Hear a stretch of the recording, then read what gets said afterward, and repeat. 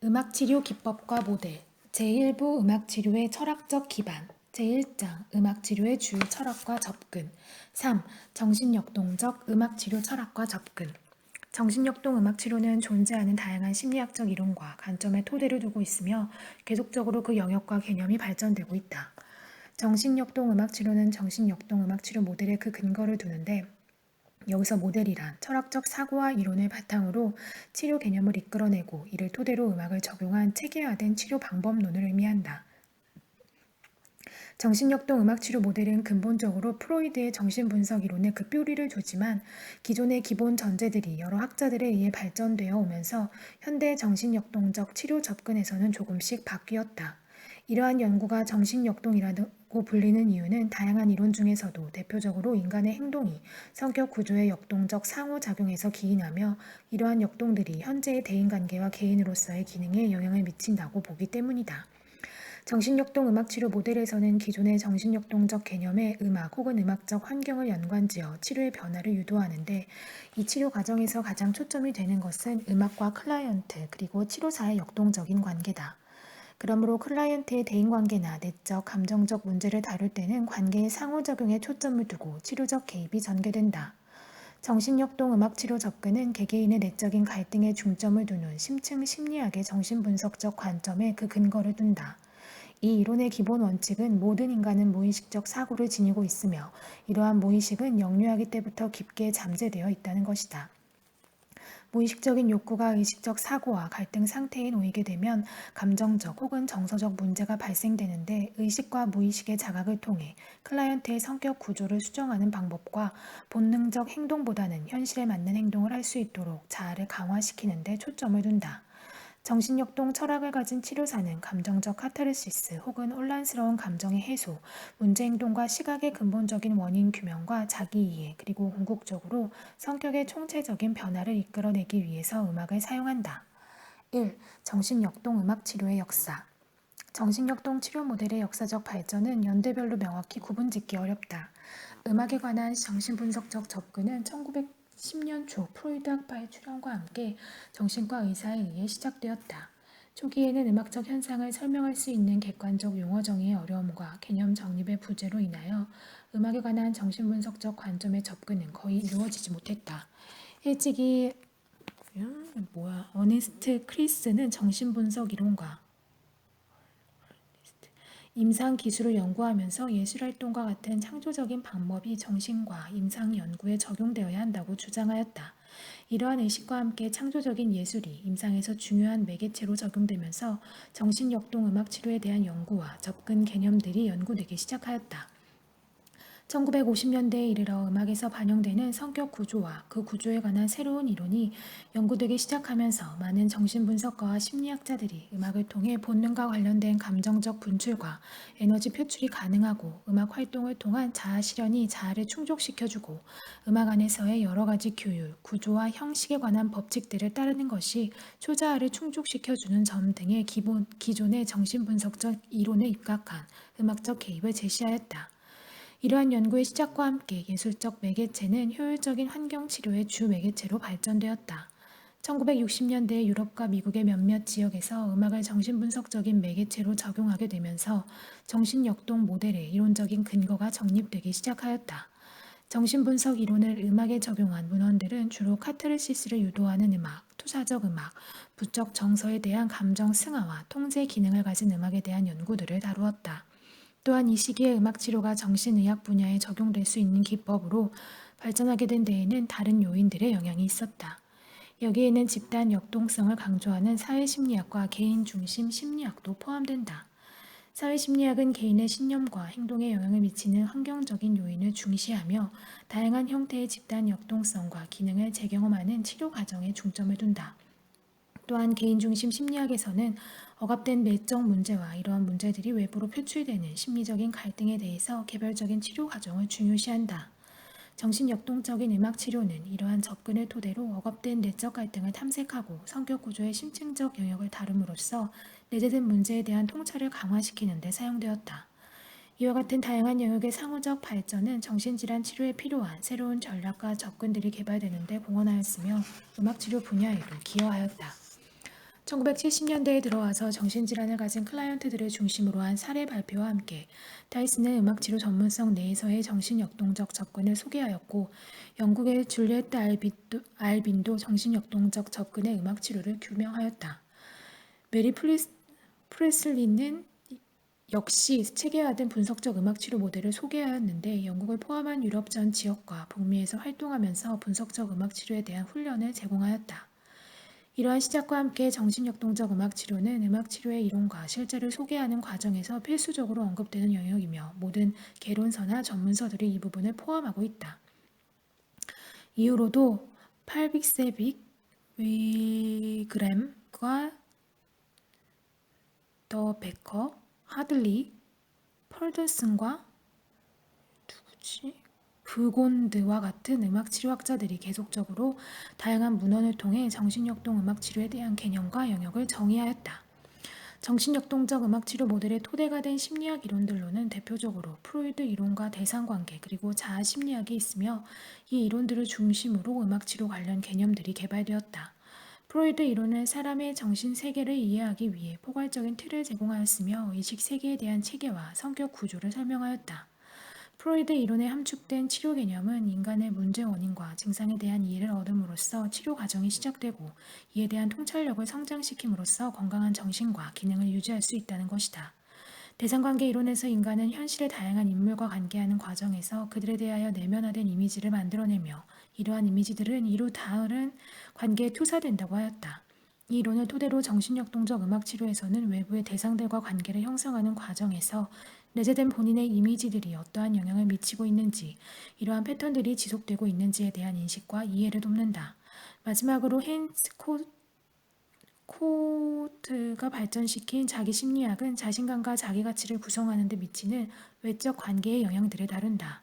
이 이론은 인간의 심리적인 안녕을 유지하기 위해서 다른 사람들로부터 받는 격려, 지지, 사랑과 같은 반응이 얼마나 결정적인 역할을 하는지 강조한다. 이 이론은 인간이 하나의 개체로서 외부와 고립된 존재가 아니므로 항상 타인과의 관계 속에서 변하는 존재임을 강조한다. 또한 인간의 상호작용 패턴, 대인관계 형성에서의 정신역동적 측면을 살펴보는데 예리한 시각들을 제시해준다. 제 클라이언트의 문제를 다룰 때 고립된 실체로 문제를 분석하기보다는 개인이 가지고 있는 타인 혹은 환경과의 상호작용에 대한 통찰력 역시 필요함을 말해준다. 2. 음악치료의 정신역동적 개념. 1. 개인의 내적 역동성. 프로이드 이론 중 몇 가지 대표적인 이론으로는 크게 욕구 이론, 성격 구조, 그리고 심리성적 발달 단계와 방어 기제를 살펴볼 수 있다. 먼저 욕구에 대한 개념을 보면, 인간은 두 가지의 본능적인 욕구에 따라 동기를 경험하는데, 하나는 공격성이며 또 하나는 성욕이다. 이러한 욕구는 계속해서 대립하는 갈등적인 구조를 갖는데, 이를 갈등 이론이라고 한다. 이러한 갈등 이론은 성격 구조인 원초와 자아, 초자아에도 적용되며, 인간이 처음 태어나서는 극히 본능적인 충족만을 추구하지만 2세부터는 자아가 분화되면서 환경과 현실에 대한 요구를 고려하기 시작한다. 이 과정에서 자아는 본능적 충동을 조절하는 것을 배우며 현실 원칙에 따라 행동한다. 4세가 되면 초자아가 발달되는데, 이는 부모 혹은 외부 세계로부터 배운 도덕과 윤리, 그리고 평가의 기준치 등을 습득한다. 이 과정에서 본인의 사고와 행동에 대한 갈등을 경험하기도 하고, 감정과 의식에 대한 재평가, 보상 혹은 벌을 경험하면서 본인의 가치관을 정립해간다. 이러한 프로이드 이론에 근거한 음악치료 개념은 첫째, 본능, 자아, 초자아 중심의 수용적 음악 구분을 둘 수 있다. 웡은 음악 감상에서 주로 사용되는 고전 음악을 본능의 음악, 자아의 음악, 초자아의 음악으로 분류했다. 그는 본능의 음악은 무의식을 자극하는 음악적 특징들이 두드러진 곡이며, 자아의 음악은 인간의 자아 기능을 유지하고 현실감을 강화해주는 기능을 하는 음악이라고 하였다. 그리고 초자아의 음악은 고귀한 생각들을 향한 정신을 고무시키고 도덕적 사고와 절제를 강화하는 음악이라고 하였다. 알빈 역시 본능, 자아, 초자아 차원에서 음악이 쓰일 수 있다는 것을 강조하면서, 음악은 원초적 본능의 표현은 물론 이성적으로 이러한 본능을 사회적으로 적합한 방법으로 승화시켜주는 역할을 한다고 하였다. 코트는 일찍이 음악의 정신분석적 특성과 요소를 연구하였으며, 이를 임상 환경에서 적극적으로 적용하였다. 코트는 음악은 예술의 형태이지만 음악가의 성격을 전적으로 표현해준다고 하였다. 코트는 프로이드의 세 가지 성격 구조를 음악과 연관시켜 정신분석적인 이론을 제시하였는데, 원초아로서의 음악적 기능을 설명하면서 음악의 카타르시스 기능을 강조하였다. 그는 이러한 카타르시스 경험을 승화적 경험으로 보았다. 억압된 욕망으로 인한 긴장은 음악적 감정으로 표출된다고 하였다. 또한 안정적이며 지속적인 리듬은 구강기 단계에서 아동이 수유 과정에서 보이는 리듬적 행동이나 주 양육자가 자장가와 함께 두드려주는 행동 혹은 요람에서의 리듬적 움직임에서 얻을 수 있는 충족감을 제공하므로 구강기적 욕구를 축적시켜 준다고 할 수 있다. 또한 루드도 리듬, 멜로디, 하모니, 선법과 같은 음악 요소들이 정신역동적인 의미를 갖고 있다고 하면서 리듬과 악센트는 내재된 에너지의 분출을 가능케 하며 지속적인 리듬은 본능적인 긴장을 완화시킨다고 하였다. 또한 멜로디는 본능과 자아 간에 대립되는 긴장도의 균형을 제공하는 역할을 해준다고 한다. 노이 역시 화음의 전개가 감상자가 가지고 있는 음악적 전개의 기대감을 충족시켜주면서 즐거움을 경험할 수 있게 해주고 이러한 감상 과정에서 음악은 감상자의 내재된 에너지를 고양시킨다고 하였다. 이러한 음악적 요소와 본능적 에너지와의 관계는 인간의 내재된 욕구를 예술적 활동 안에서 승화시킬 수 있도록 해준다고 할 수 있다. 예술을 통한 본능적 에너지의 승화는 창조적 음악 활동에서는 물론 수동적인 감상에서 모두 가능한데 이는 음악이 무엇을 생각하게 하는 것보다는 무엇을 느끼고 있는지를 표현하는 감정의 에스페란토어이기 때문이다. 또한 이러한 리듬의 변화, 즉 상승하는 템포와 리듬 패턴은 긴장 수준을 조절하는데 이러한 리듬적 고조는 긴장 표출을 가능케 한다. 음악적 경험의 카타르시스적 역할은 원초적인 성격 에너지 분출에 영향을 미치며 내재된 충동성을 해결해 주기도 한다. 자아로서의 음악은 성취감, 완성도, 그리고 비구조에서 구조로 전개되는 과정에서 만족되는 생산적 경험을 유도한다. 음악으로 완성되기 이전의 소리 자극 자체만으로는 의미가 없으며 정서적으로는 부적 정서를 유발한다고 하였다. 이러한 개별적인 소리들이 음악이라는 형태로 만들어지면서 자아는 성취감을 경험하며 그 곡의 익숙해짐이 자아를 충족시켜 준다고 한다. 본능과는 달리 자아로서의 음악은 음악에 대한 개념, 이미지 그리고 음악적 언어의 구조를 이해하려 하고 이러한 시도의 긍정적인 경험을 추구하기 때문에 감상은 하나의 자아 활동이 될 수 있다. 음악적 내용에 대한 이해가 감당할 수 있는 정도이면 이는 유쾌한 경험이 될 수 있으나 그 이상의 수준으로 인해 성취감이 감소하면 이는 혼란과 긴장을 유발한다. 코드는 더 나아가 클라이언트의 자아의 상태에 따라 음악을 받아들이고 이에 반응하는 양상이 달라진다고 하였다. 나약한 자아를 가진 클라이언트는 소리 하나에도 민감하게 반응하므로 음악적 내용이 극히 구조화되고 단순한 형태이어야 한다. 그러므로 대상자의 상태와 수준에 따라 음악적 구조를 고려하여 제시함으로써 성취감과 보상을 경험할 수 있도록 해야 한다. 초자아로서의 음악적 경험은 기존의 도덕적, 윤리적, 교육적 사고와 가치관이 음악 내에서 추구되는 것을 말한다. 제시된 음악적 구조와 규율에 순종하면서 내재된 초자아적 경험이 충족된다. 코드는 코우트는 음악의 심미적 경험은 음악적 초자아가 충족되면서 경험된다고 하였으며 감상자의 내재된 미의 기대치를 중심으로 만족적인 체험을 고양시킨다고 하였다. 결과적으로 음악은 내재된 규율을 표현해주는 연주 형태라고도 할 수 있다. 더 나아가 코우트는 프로이드의 1차적 과정과 2차적 과정의 개념을 음악과 연관지어 설명하였다. 그는 심리적 기능에서 1차적 과정은 무의식의 특징적 사고 유형으로 본질적으로 원초적이며 쾌락 원리의 지시를 따르는 변형되지 않는 욕구와 관계가 있다고 하였다. 이에 반해 2차적 과정은 합리적인 사고의 한 유형으로 사고, 언어, 행위의 즉각적인 표출을 지연시키거나 연기하는 기능을 포함하고 있으며 현실 원리와 관계가 있다. 코드는 음악에서도 이러한 과정을 찾을 수 있다고 말하며 1차적 과정과 2차적 과정을 음악의 구조적 전개와 활동 수준을 중심으로 설명하였다. 첫째, 1차적 과정은 음악의 가장 작은 구성 요소를 말하는데 예를 들면 음악을 구성하는 리듬이 이에 포함된다.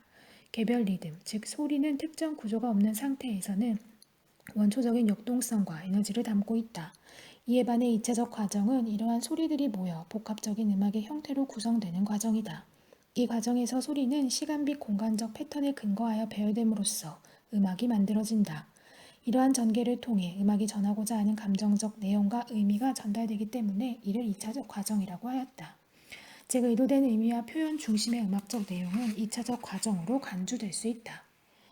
2. 심리성적 발달 단계. 프로이드는 인간의 성격을 구분하는 5단계의 심리성적 발달 단계를 제시하였는데 각 단계마다 성격 구조가 각기 다른 수준에서 그 기능을 담당한다고 하였다. 첫 번째 단계 구강기 0세에서 1세에서는 입, 혀, 입술을 통해 만족과 쾌감을 얻고 두 번째 단계인 학문기 1에서 3세에서는 배설을 통해 욕구가 충족되며 이 시기에 배변 훈련이 어떠하느냐에 따라 성격이 형성되기도 한다. 남근기 3에서 6세에서는 성기 자극을 통해 욕구를 충족하고 쾌감을 얻는데 이때 오이디푸스 컴플렉스, 렉트라 컴플렉스 등 부모와의 관계에서 많은 심리적 변화를 경험한다. 잠복기 6에서 12세는 비교적 성적 욕구나 충동이 잠재되어 있는 시기며 주로 지적 탐색이나 지적 자극에 집중한다. 마지막으로 생식기 12세 이후에는 신체적 또는 생리적인 변화와 함께 성적 에너지가 의식화되며 이 과정에서 성적 본능과 초자애에 대한 타협과 조절을 배운다. 이러한 심리성적 발달 단계에서 본능과 관련된 욕구 충족과 욕구 불만은 고착의 형태로 성격에 지속적으로 영향을 주며 고착 행동 및 강박 행동으로 남는다. 이에 프로이드는 구강기적 고착 또는 학문기적 고착 등으로 신체 부위와 관련된 심리 개념을 제시하였다. 프리슬리는 이러한 심리성적 발달 단계 개념과 클라이언트의 음악을 연계시켜 심리적 고착과 음악적 행동 유형의 공통적인 측면들을 연구하였다. 프리슬리는 심리성적 발달 단계에 따른 개념에 맞추어 즉흥 연주된 음악을 분류하였는데 구강기 음악, 학문기 음악, 남근기 음악, 생식기 음악으로 분류하였다. 구강기 음악은 개인의 음악적 역할이나 특성 없이 타인의 리듬과 선율의 일치하는 경우를 말한다. 반대로 학문기 음악은 음악의 다양한 요소들을 통제하려는 의도가 보이는 경우다. 요컨대 타인의 음악 흐름에 개입하여 본인의 음악 흐름으로 이끌려고 하면 또는 그룹 연주 내에서도 본인만의 차별화된 음악을 제시하는 경우도 있다. 셋째, 남근기 음악은 타인의 소리를 의식하면서도 본인의 음악적 방향이나 선호도를 제시하는 경우를 말한다. 마지막으로 생식기 음악은 타인의 음악을 충분히 인식하며 같이 연주하는 것을 즐기고 음악을 통해 상호작용하는 경우를 말한다. 프리슬리는 즉흥 연주된 음악은 클라이언트 내면의 욕구와 필요를 표현해 주므로 음악을 분석함으로써 클라이언트의 내재된 심리적 이슈와 고착을 탐색하고 읽어낼 수 있다고 하였다. 3. 방어 기제 전이 및 역전이 방어 기제는 인간이 불안을 감당하는 과정에서 자신을 보호하기 위해 설정하고 가동하는 전략이라고 볼 수 있다. 이러한 방어 기제는 음악적 환경과 과정에서도 보일 수 있으며 가장 흔히 발견되는 방어 기제는 다음과 같다. 첫째, 억압은 수용하기 어렵거나 두려운 무의식적인 내용을 의식으로 표출하지 않고 무의식의 세계에 머무르게 하려는 방어 기제를 의미한다. 이는 흔히 잊어버린 기억의 한 부분으로 간주되며 이렇게 함으로써 본인이 감당할 수 있는 수준 이상의 불안을 경험하는 것을 회피하는 기제라고 볼 수 있다. 이와 유사하게 저항도 방어 기제의 하나로서 특정 경험에 참여하거나 몰입하는 데 망설이거나 거부하는 행동 혹은 태도를 의미한다. 이건 역시 본인이 감당할 수 없는 내용을 접하는 것에 대한 불안을 이러한 방법으로 회피하는 것이라고 볼 수 있다. 음악적 환경에서 보이는 이러한 방어 기제는 음악이 상징하는 원형에 대한 반응이라고도 보고 치료적 접근도 시도한다. 표현에서 음악은 극히 개인적일 수 있으며 특히 개인의 목소리를 이용한 음악적 표현은 내면의 자신에 대한 노출의 측면이 강하다. 음악적 행동은 그 사람의 정체성 실현과 연관되므로 음악적 상호작용에서 보이는 다양한 방어 기제는 클라이언트에 대한 정보이므로 치료 과정에서 중요한 부분으로 간주한다. 심상 유도와 음악에서 음악 감상 시 곡의 연주 장면만을 떠올리며 음악에 몰입하지 못하거나 특정 영화나 애니메이션에서 보았던 장면만을 연상하는 등 감상에 대한 반응이 표면적으로만 지속될 때 이는 하나의 저항으로 간주할 수 있다. 음악은 모든 인간의 개인적이며 감정적인 측면을 다루므로 이러한 저항은 흔히 목격되는 현상이라고 할 수 있다. 이 외에도 클라이언트와 치료사 혹은 그룹의 다른 구성원들 사이에서 전이 및 역전이 현상을 볼 수 있다. 전이는 치료적인 환경에서 클라이언트가 그의 과거에 의미 있는 관계를 배경으로 그 대상을 치료사나 타 그룹원으로 간주하는 무의식적인 기제를 말하며 역전이는 반대로 클라이언트를 대상으로 치료사가 재현하는 역동성이라고 볼 수 있다. 정신역동 음악치료에서는 전이적 또는 역전이적 양상과 반응에 무게를 두고 분석하며 이래 작업함으로써 클라이언트의 무의식을 탐색하고 규명하는 과정과 관계적 발전을 유도하는 시간을 갖는다. 여기서 치료사와 클라이언트는 음악적 경험을 나누고 공유하면서 관계에서 경험되는 역동성과 상호 대상에 대한 전이 역전이를 분석한다. 공유된 음악적 경험 내에서 클라이언트와 치료사 그리고 음악은 서로에게 각각의 대상으로서 인간의 근본적인 관계적 필요를 충족시켜 준다고 말할 수 있다. 이에 대해 프리슬리는 언어적 프로세스와 음악적 프로세스의 다른 점을 언급하면서 언어는 특정 의미와 내용에 국한될 가능성이 있지만 음악은 열려 있다는 점을 강조하였다. 음악의 치료적 장점은 열려있는 가운데 서로 가까움을 느끼고 치료사가 클라이언트의 느낌과 감정에 더 가까이 공감할 수 있게 한다는 점이다. 4. 관계의 역동성 정신역동적 철학에서는 인간의 관계 문제에 무게를 두며 대상관계 이론에서 나온 개념들을 중심으로 이러한 관계를 바라본다. 대상관계 이론은 프로이드 이론에 그 근거를 두지만 대인관계의 구성 요소에 초점을 맞추면서 욕구와 갈등을 강조한 프로이드 이론과 차별화되기 시작하였다. 대상관계 이론의 치료적 초점은 클라이언트의 관계적 문제를 다루는 것이므로 여기서 대상이란 사물을 지칭하는 것이 아니라 사람을 의미하며 어릴 때 주 양육자와 맺은 관계가 심리적으로 내면화되는 방식 혹은 표상에 초점을 둔다. 양육 과정에서 주 양육자와의 관계에서 비롯된 대상에 대한 이미지는 아이의 마음속에 내재화되어 타인과의 대인관계 영역에서 다시 나타나게 된다. 내재화된 대상은 유아의 주관적인 지각과 환상에 근거해서 발달 과정 중에 형성되며 이렇게 이루어진 대상이 다시 지각, 사고, 전이, 환상 및 현재의 대상 관계에 영향을 미치는 상호 반응을 보이게 된다. 따라서 내재화된 대상이란 각 개인이 마음속에서 끊임없이 무의식적으로 상호 반응하는 존재의 근원이라 볼 수 있다. 초기 대상 관계에 관련된 개념 중에서 음악과 연관된 것은 중간 대상으로서의 음악이다. 대상관계 이론에서 중간 대상이란 어머니로부터의 분리 경험을 해결하기 위해 유아가 선택하게 되는 대처 방안으로 주로 불안을 극복하기 위한 방어책으로 사용된다. 어머니의 부재 시에 유아에게 자장가를 불러주면 유아는 어머니로부터의 분리 경험으로 인한 불안을 잊게 된다. 즉, 자장가가 중간 선율로서의 기능을 수행하게 되는 것이다. 자장가는 불안을 극복하기 위한 방어책으로 사용될 뿐만 아니라 어머니와 유아의 사이를 연결해주는 역할도 수행한다. 맥도날드에 따르면 유아는 어머니의 목소리로 들리는 노래 소리를 들으면서 음악의 부가적인 의미를 습득하게 되며 어머니가 부르는 자장가와 요람 노래를 중간 선율로 여긴다. 이는 대상관계 이론에서 논의된 중간 대상의 개념으로 설명될 수 있는데 이 과정에서 주로 유아가 선택하는 곰, 담요, 엄마의 옷자락등과 같은 애착 대상과 같이 자장가는 하나의 단순한 음악적 자극이 아닌 정서적 심리적 의미가 담긴 하나의 대상으로 간주될 수 있다. 물론 기존의 대상관계 이론에서 대상은 사람을 의미하지만 음악적 중간 현상에서는 음악이 유아와의 관계 내에서 의미 있는 역할을 한다는 의미로 이해될 수 있다. 멜라니 클레인, 도널드, 위니콧과 같은 대상관계 이론가들은 갈등 이론 대신 결핍 이론을 주장하면서 영아기 때 주 양육자가 심리적인 욕구를 충족시켜주지 못함으로써 성장 과정에서 관계적 문제를 야기한다고 하였다. 위니콧은 양육 과정에서 유의미한 주 양육자의 모성 역할의 중요함을 설명하면서 관계적 측면과 성장 촉진적 환경, 모성과 영아의 단일성을 강조하였다. 이 치료의 모델에서 치료사의 역할은 클라이언트가 경험한 초기 관계 형성 과정을 이해하고 이러한 부정적 대상에 대한 전이가 어떻게 계속적으로 발전되었는지에 대한 이해를 돕는 것이다.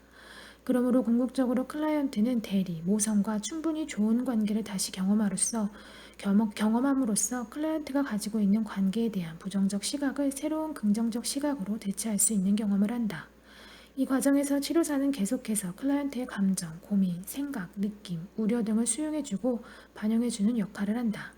이와 유사하게 자기 심리학에서도 인간의 초기 성장 과정에서 주 양육자로부터 자기 대상의 욕구가 충족되지 않으면 자아 형상과 발달의 문제를 야기한다고 하였다. 어린 시절 양육자는 심리적으로 자기 대상 욕구를 충족시켜주는 역할을 수행하는데 자기 대상 욕구를 제공하는 대상은 대상 자신의 특징적 존재로서보다는 상대방의 욕구 충족을 위해 기능하는 대상으로 경험된다. 자기 대상 욕구란 긍정적이며 가치 있는 존재로 인정받고 싶은 욕구, 이상화하려는 욕구, 다른 사람들과 공통점과 유사점을 느끼고 싶은 욕구를 포함하며 이러한 욕구는 유아기 때 경험하는 핵심적인 심리적 경험으로 인생 전반의 다양한 형태로 지속된다. 이러한 욕구가 충족되지 못한 개체는 자아가 취약한 병리적 현상을 보인다. 이들은 무의식적으로 이러한 충족되지 못한 욕구를 대인관계에서 보상받고자 하는 경향이 있는데 치료관계에서도 이러한 욕구가 나타난다. 반영적 자기 대상 욕구는 음악 치료에서도 중요시되는 개념으로서 클라이언트의 음악적 표현은 고유의 것으로 존중되며 이를 지지하고 반영하는 것은 절대적인 부분이다. 이러한 반영은 자신에 대한 인정과 지지를 체험하게 해주는 기회로 작용한다. 반영적 전이는 아동의 치료사로 하여금 특정 반응 패턴으로 이끌어 오려는 취지에서 자신의 것을 반영하게 하는 내재된 의도를 보여주는데 이러한 반영을 통해 아동은 치료사의 긍정적 지원과 신뢰를 재경험한다. 이상화된 자기 대상 욕구란 유아가 자신의 불안을 해소하기 위해 동일시의 대상으로서 강력한 자기 대상을 원하는 것을 의미한다. 유아는 강력하고 튼튼한 부모와의 융합을 통해 외부의 위험이나 곤란으로부터 자신을 보호하고자 하는데 차츰 부모의 이런 기능을 내면화함으로써 마침내 혼자서 어려움을 극복할 수 있게 된다. 많은 경우 이상화된 자기 대상은 주로 부모를 중심으로 발전되는데, 유아가 만일 자기 대상의 이런 불안 감소 기능을 내면화하는 데 실패하면 나중에 혼란스럽고 막연한 불안감에 빠지게 된다. 음악 치료 환경에서도 이상화된 자기 대상 전이가 부모를 대신하여 치료사에게 전이되는데, 이는 음악적 환경에서 그러한 경험의 결핍을 충족시키고자 하는 욕구를 상징한다고 볼 수 있다. 동반적 자기대상 욕구는 4에서 6세 사이의 아동에게서 나타나는 행동으로서 타인과 같은 경험을 공유하고자 하는 욕구를 말한다.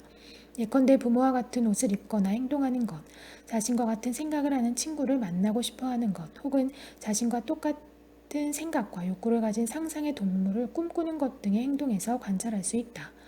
음악 치료에서도 이러한 전이가 보이는데, 즉흥 연주 과정에서 아동이 치료사가 가지고 있는 악기를 연주하려 하거나 치료사의 리듬과 음악을 모방해서 연주하고, 또는 치료사가 기존에 해왔던 리더 역할을 본인이 하려고 하는 등의 행동에서 볼 수 있다. 이러한 동반적 경험은 음악 치료 환경 내에서는 물론 음악 치료 외의 환경으로 일반화될 수 있어야 하며, 또래나 사회에서 만나는 대상들과도 가능해야 한다. 이러한 동반적 욕구 충족은 적절한 관계 형성 기술의 필수적 요인이라고 할 수 있다.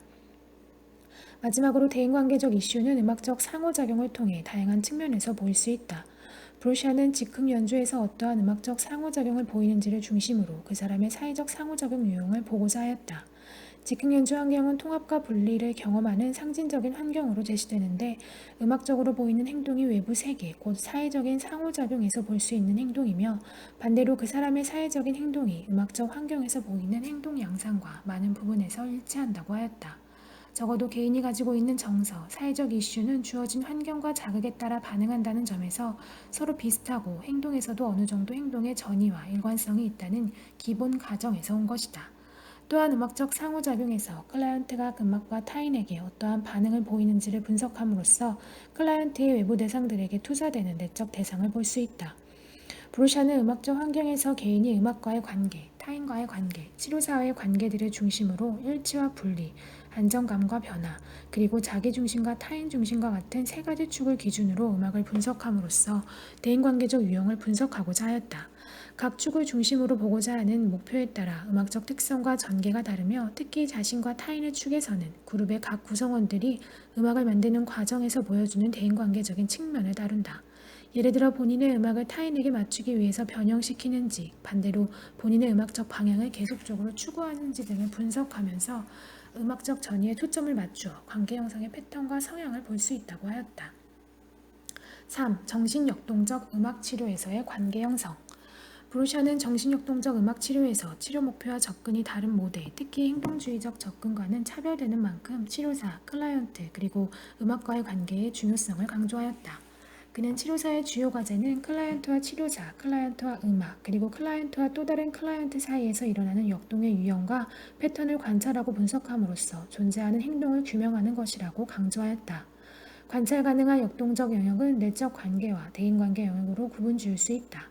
클라이언트의 현실 세계의 의식적 혹은 무의식적 양상이라고 정의되는 대인관계 영역은 클라이언트의 의사소통 능력, 상호작용 능력, 의미 있는 타인, 동료, 집단과의 관계를 형성하는 능력에 영향을 주는 음악, 그리고 이러한 요소의 영향을 받는 음악을 모두 포함한다.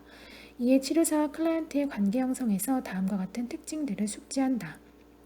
첫째, 클라이언트와 치료사와의 관계는 치료에서 매우 중요한 부분을 차지한다. 브루샤는 클라이언트와 치료사의 관계를 라포 형성, 만남, 한계 탐색, 신뢰감의 획득, 역할 정의, 갈등 해결, 그리고 분리의 과정으로 정의하였다.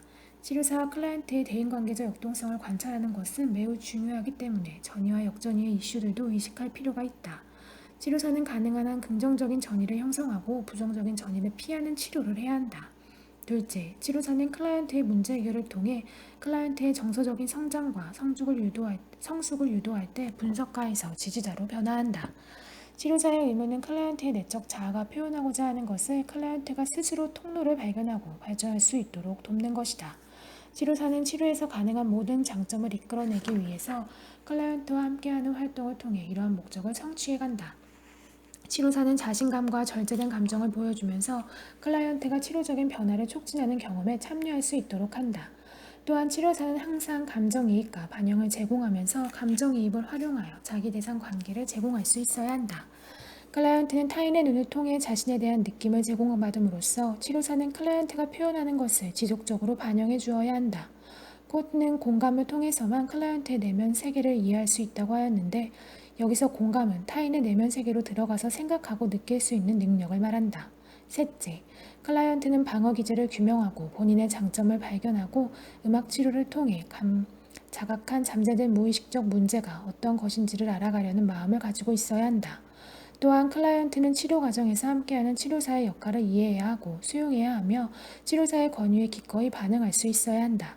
이와 같은 클라이언트 치료사의 관계가 형성되지 않는다면 클라이언트는 자신의 내적인 감정을 치료사에게 편안하게 표현할 수 없을 것이고 치료적인 변화를 이끌어낼 수 없게 될 것이다. 클라이언트의 대인관계적 행동과 음악적 행동을 파악하는 것은 매우 중요하다. 클라이언트가 유의미한 대상으로서 치료사를 받아들일 수 있도록 치료사의 신뢰가 구축되어야 한다. 다양한 심리학 이론을 토대로 정신역동적 개념과 음악을 연계하여 탐색한 결과 많은 이론들 중 다음과 같은 정신역동적 철학을 가진 음악치료사의 임상활동에 의미가 있다고 할 수 있다. 첫째, 음악은 승화의 수단으로서 제공되는데 이는 사회적으로 받아들여질 만한 방법 안에서 추동들과 욕구들을 조율해서 해소하는 것이다. 둘째, 음악은 미해결된 갈등들을 해소하기 위한 카타르시스적 기회를 제공한다. 셋째, 음악은 적절하고 안전한 선에서 클라이언트의 자아 구조의 전반적인 힘을 키워준다. 그러한 자아 구조의 전반적인 힘은 문제 자체의 해결보다는 문제를 감당하고 이를 이해하는 보다 더 의미 있는 통찰력과 기술을 얻게 해준다. 넷째, 음악은 감정적 매개체로서 무의식과 직접적으로 접촉하기 때문에 의식하지 못했던 내재된 갈등과 감정적 문제에 대해서 새로운 인식을 가져오고 이에 대한 이해를 돕는다. 정신분석적 이론에서 무의식은 미해결된 갈등으로 생각되거나 우리가 스스로 혹은 타인과 의사소통할 수 없는 그 무엇으로 여겨졌다. 그리고 이러한 무의식적 정신세계는 현재 행동에 크게 영향을 미치고 있다는 것이다. 음악 심리치료의 목적은 현재의 기능을 방해하는 무의식적 사고들과 감정들을 의식 수준으로 규명하여 숨겨진 갈등에 대한 이해를 얻고 치료사와 소통할 수 있도록 하는 데 있다. 그러므로 음악치료사들은 무의식에 대한 탐색을 계속해야 하며 이에 대한 통찰력을 길러야 할 것이다.